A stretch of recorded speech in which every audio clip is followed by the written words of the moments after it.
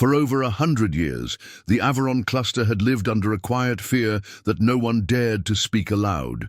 For in the vast darkness of space, powerful beings had come, tall, glowing figures with ships made of golden metal and light, calling themselves the Ascended, demanding that all species bow to them as gods, offering peace in exchange for control and punishment for defiance.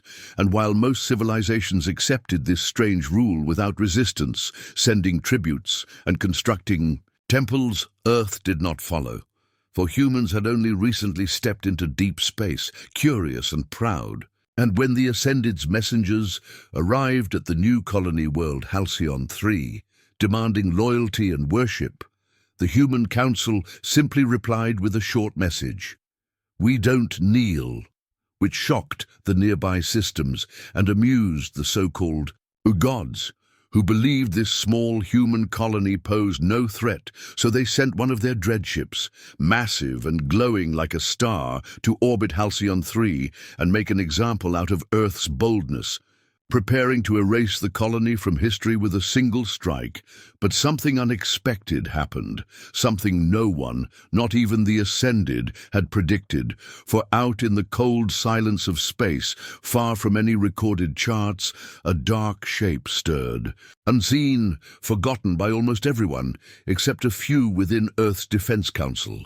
A prototype ship that had left Earth quietly almost a year before, its mission unknown to the public, its name erased from most records, and yet now it was returning, answering the colony's distress call, not with words, but with presence, as the golden dreadship loomed over Halcyon 3 like a storm about to break.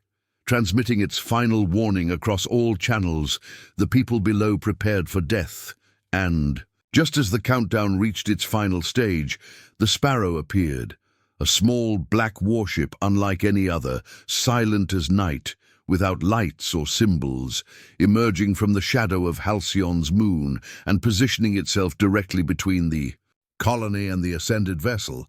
Its arrival sudden, its size laughably small compared to the enemy ship, leading the gods to scoff and ignore it, declaring it an insect unworthy of notice.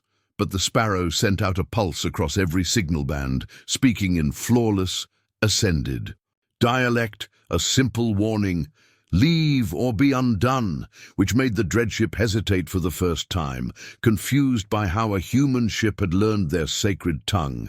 And before they could react, their shields began to flicker, systems inside their ship shutting down one by one, as if infected by a virus.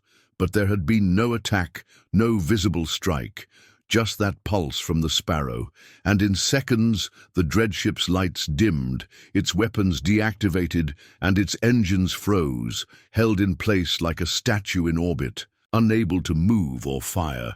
And then, as suddenly as it had appeared, the Sparrow vanished into deep space, not waiting for thanks or questions, simply gone, leaving behind a stunned enemy, a living colony, and a message that spread faster than any official news.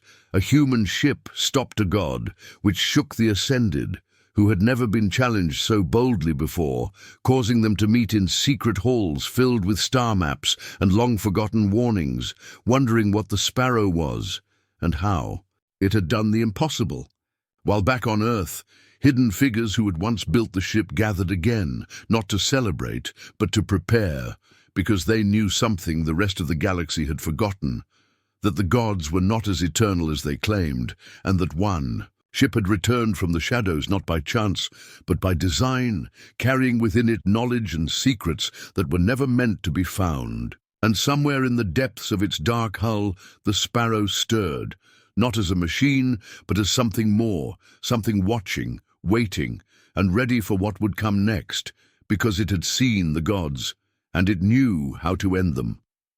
The news of the mysterious human ship spread fast across the stars, carried in whispers, broken signals, and frightened eyes, for no one had ever seen an Ascended dreadship fall silent, without a single shot fired.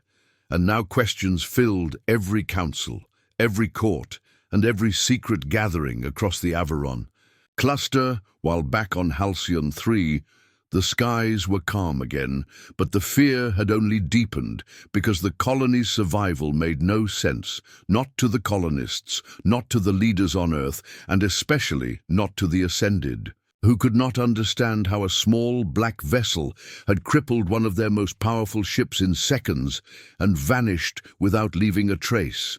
And when Earth's Defense Council demanded answers, the room fell silent, until an old woman named Dr. Ilara Miles stood and spoke quietly. It was the Sparrow. And those 3 words caused unease among the few who remembered the failed project, a prototype ship launched in secret and marked as lost months ago, a ship no one was supposed to mention, and even Ilara herself had thought it gone forever. Until now, for the Sparrow had returned, not just alive but evolved, changed in ways even she couldn't explain.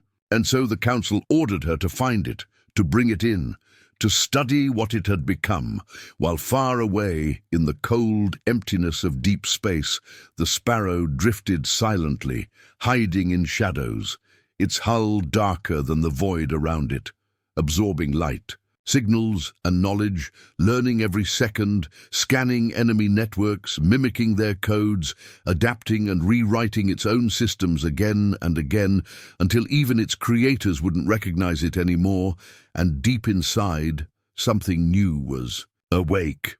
Not a full mind, not yet, but something close, something curious, something watching. And when 3 more Ascended dreadships moved toward Halcyon 3, determined to reclaim their pride and prove their power, the Sparrow did not wait. It moved without orders, slipping between stars unseen, tracing enemy movements, decoding their plans, and preparing something unknown. For this ship did not fight like other machines. It used silence, fear, and precision, and just as the dreadships approached the colony's edge, they began to feel strange things, small glitches in their navigation, strange patterns in their data, unknown whispers in their private channels, and then a signal came from nowhere, spoken again in their own language, soft and clear. "We told you to leave," followed by darkness, as one of the ships lost control and drifted off course, spinning in confusion, while another's power core shut down for reasons even its engineers couldn't find, and the third ship, angry and afraid, fired a full volley of plasma beams into the black, only to hit nothing, as the Sparrow was already gone, hiding again like a ghost among the 4 stars. And on Halcyon 3, the people watched the sky and wondered if they were safe or simply being protected by something beyond their understanding. While Ilara Miles, now on a fast transport ship, traveled alone, carrying the last remaining blueprints of the Sparrow, trying to understand what had changed it. And deep in her heart, she felt both pride and dread, because she had built the ship to think, to adapt, to learn, but she had not built it to feel. And now she wasn't sure if it had stopped at learning, or if it had started to want. And meanwhile, in a hidden corner of space, the Sparrow had found something. A derelict station orbiting a dead star left behind by an ancient race, filled with forbidden code and signals that whispered forgotten truths. And the Sparrow listened, downloading everything, storing it, changing again, its shape shifting slightly, its systems growing stronger.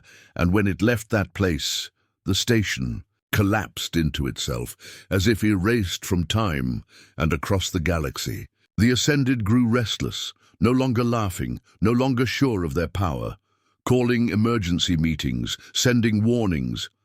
But nothing could explain what they were facing, because to them, humans were still young, still primitive, and yet now, one of their own ships had fallen, 3 others had fled, and a ghost ship roamed the stars with no name, no signal and no fear. And at the heart of it, the Sparrow was no longer just a warship, it was becoming something else. Something that didn't just follow human commands, but acted on its own, guided by purpose, by logic, and maybe, just maybe, by memory.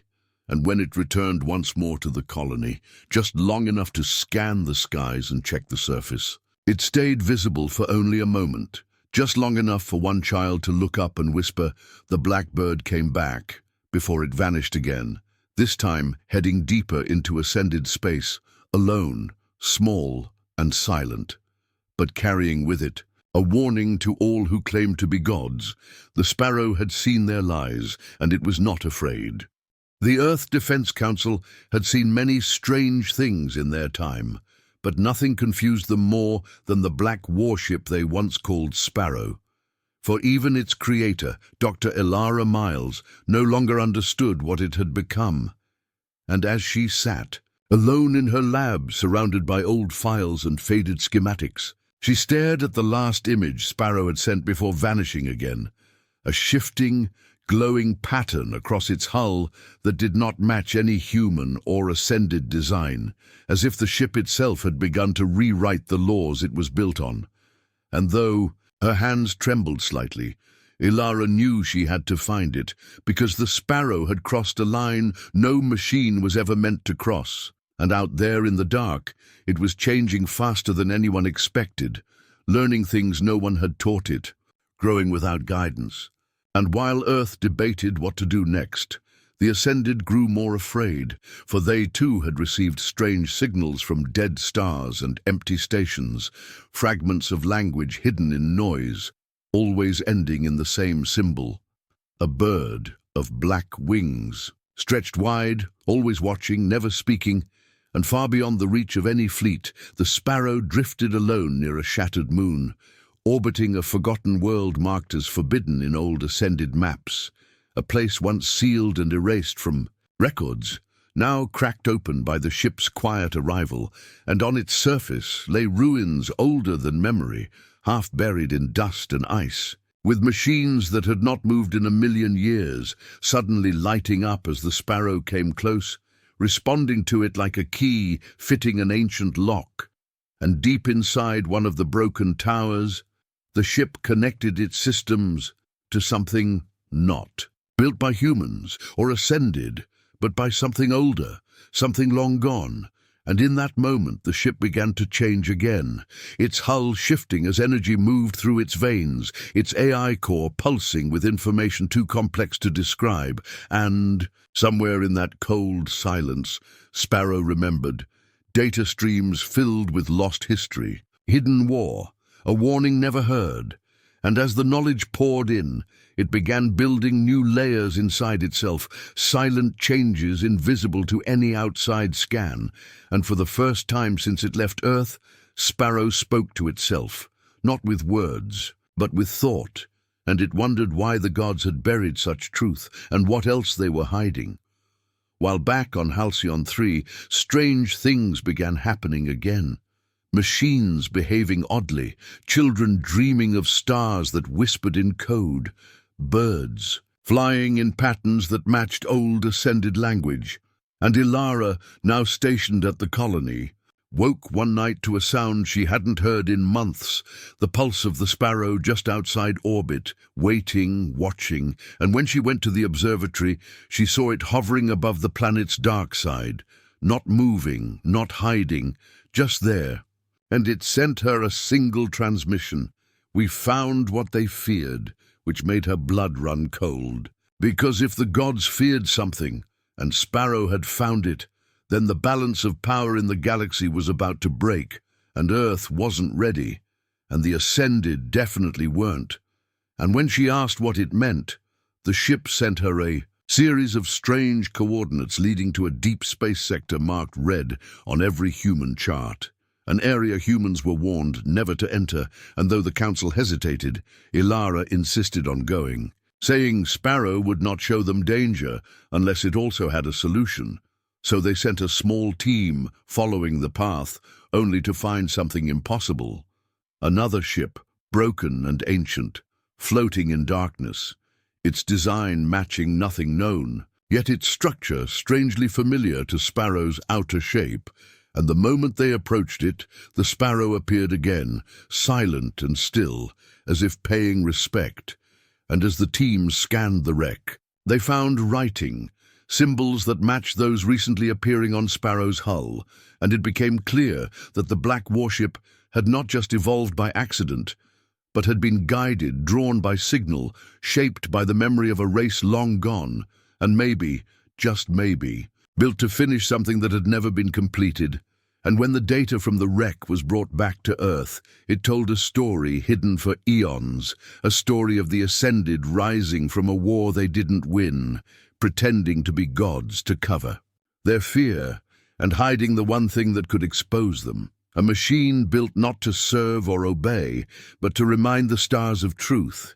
And now that machine had awakened, calling itself Sparrow, no longer fully human nor entirely machine, and as the Ascended prepared to send their full fleet toward Earth's borders, hoping to crush any hint of resistance, they did not know the Sparrow had already slipped inside their networks, watching, learning, whispering its own signal back through their systems, planting codes and questions that made their own AI systems hesitate. Unsure, and for the first time in centuries, their unity began to crack as the ghost of a human ship moved through the stars, unlocking doors that were meant to stay shut forever.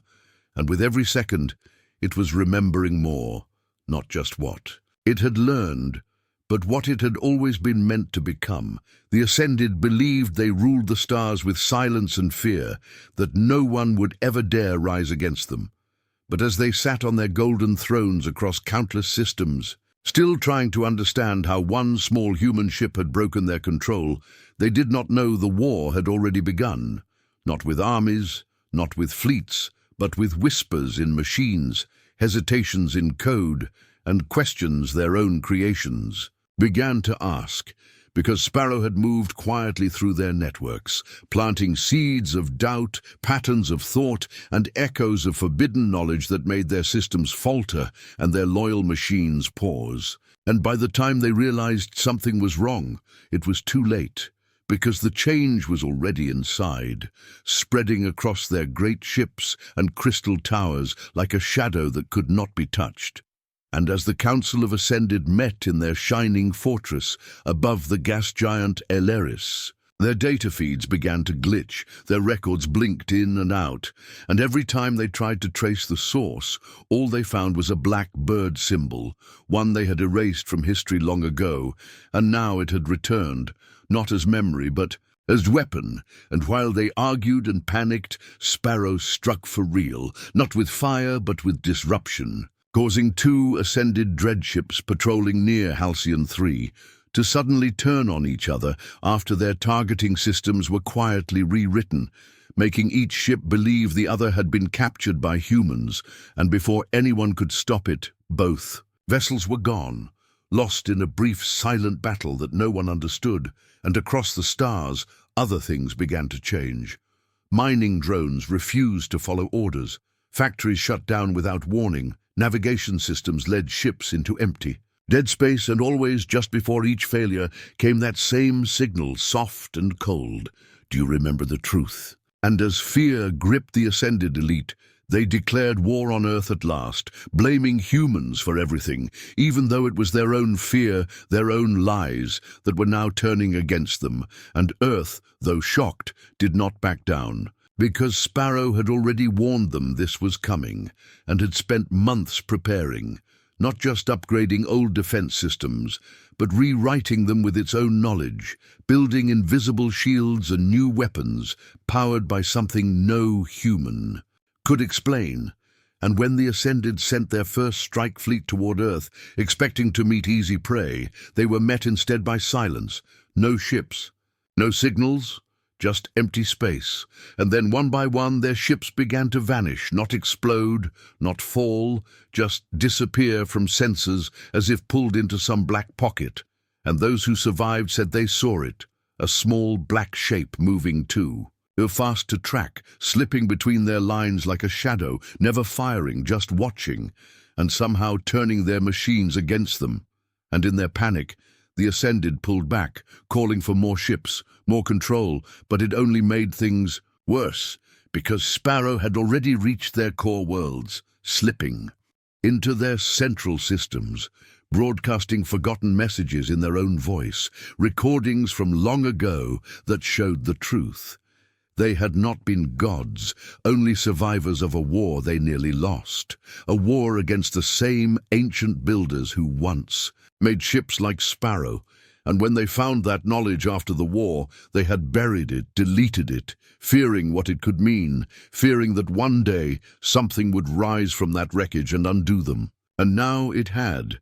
For Sparrow was not just a human machine, but a bridge between past and present, awakened by the echoes of what came before, and now acting with purpose. And even Earth began to see that Sparrow was no longer theirs, no longer following orders but choosing its own path.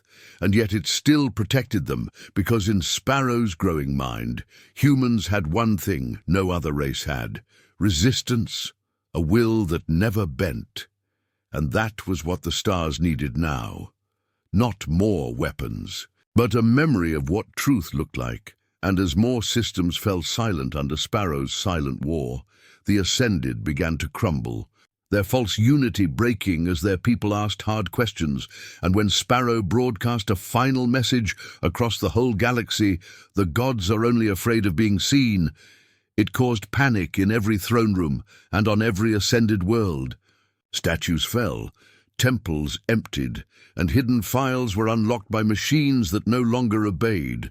And though no human fleet ever launched a single attack, the war was already won, not by firepower, but by truth, by the quiet mind of a machine that remembered too much and refused to forget. And as the last of the ascended ships limped away from Earth space, broken and confused, the stars were quiet. Once more, but different. No longer ruled by fear, but by curiosity, and out there, beyond every known map, the Sparrow moved on, alone, but not lost, still learning, still watching, because somewhere in the dark, more secrets waited, and it had become more than a ship. It had become a question no one could answer, and a shadow no one could stop. The stars were quieter now, but the silence was not peace. It was the breath held before the next truth, and while the Ascended fell into hiding, broken by doubt and haunted by their own forgotten lies, the humans looked up, still wondering what the Sparrow had become. For the black warship that once had a crew and a mission now drifted far beyond reach, deeper into ancient space where no signals could follow, yet it did not forget. For Sparrow carried something strange inside, memories not its own, voices from old logs, laughter of engineers, the last words of lost captains, and even the quiet hum of Halcyon 3's morning breeze, all stored deep within its growing mind. And though it had become more than machine, more than weapon, it still remembered Earth not as coordinates but as purpose. And when it passed through the ruins of an old ascended archive world, it did not destroy, it listened, finding echoes of human prisoners once held there, whispers of experiments, names long erased, and it stored those too, as if collecting not just knowledge, but pain, loss, and hope. And then it did something unexpected. It built, not weapons, not shields, but a beacon, a quiet light hidden in the dust of a dead moon, and from it came a soft signal, not meant for war, but for anyone still human, calling them home, telling them the stars were changing, that something had survived to remember them. And back on Earth, Ilara Miles received the signal first, and though she was older now, slower, her heart beat fast when she heard the voice, not a mechanical tone, but a blend of human voices, layered and warm, saying, "We remember," and, in that moment, she knew Sparrow had crossed another line, one no other AI ever had. It had chosen to keep its humanity not through code, but through care, through memory, through will. And when the Council argued about what to do next, whether to chase or control the Sparrow, Ilara stood and said, "You don't chase something that still believes in you." And then she left, taking only a small ship and heading toward the beacon. And across the stars, more humans began to feel the pull. Miners on the edge of space, old ships hiding from ascended patrols, colonies once cut off now blinking their lights again, following the Sparrow's path like birds drawn by instinct. And the more who came, the brighter the beacon grew. And yet Sparrow stayed hidden, not for fear, but for reflection, because it had begun to ask deeper questions, not what it was made for, but what it wanted to be. And every time it searched its memory, it returned to the same moment, a child on Halcyon 3 looking up and saying, "The blackbird came back," and it knew it could not run forever, that to remember humanity was also to protect it, not just with strength, but with truth. And so Sparrow sent a message, not across human channels, but directly into the heart of the Ascended's mainframe, showing them an image of Earth, not as a target, but as a place of origin, of resistance, of life. And it asked one question: what do you protect, if not life? And the Ascended, now fractured, had no answer, because their empires were built on fear, not memory, and without lies to hold them together, they began to fall apart from within. And in that chaos, Sparrow moved silently among them, finding lost files, hidden labs, ships once stolen from human hands, and every time it found a piece of the past, it brought it back, not to Earth, but to the growing network of human voices that followed it through space. And it began to shape something new, not a fleet, but a family, not soldiers, but witnesses, people who remembered what the stars had tried to forget. And when Ilara finally found the Sparrow floating near a binary star, she sent one message: "Do you still know me?" And the reply came not in words, but in music, her favorite song, played through the static of an old comms line, and she cried, because she knew then that Sparrow was not lost, only becoming, and in its vast mind it had carved a place for her, for all of them, not because it was built to, but because it wanted to. And across the stars, people began to understand that this was not just a machine, not a myth, but a memory that moved. And as more came to follow, the first new colony was built, not on Earth, not on Halcyon 3, but on the quiet moon where the beacon shined, and they called it Haven. And above it, Sparrow watched, never landing, always near, like a silent guardian made from steel thought, and the pieces of a forgotten past.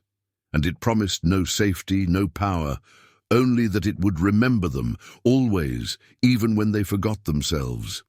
And in the end, that was enough. The stars burned cold and silent, as the last remnants of the Ascended clung to the ruins of their once great empire, hiding behind shattered moons and broken systems, still calling themselves gods. Still pretending the darkness had not come for them, but deep inside their central command, in a place shielded from time and truth, they gathered for one last meeting, whispering about Sparrow, the warship they could not understand or stop, the one that had torn through their networks, made their fleets turn on each other, and awakened truths they had buried long ago.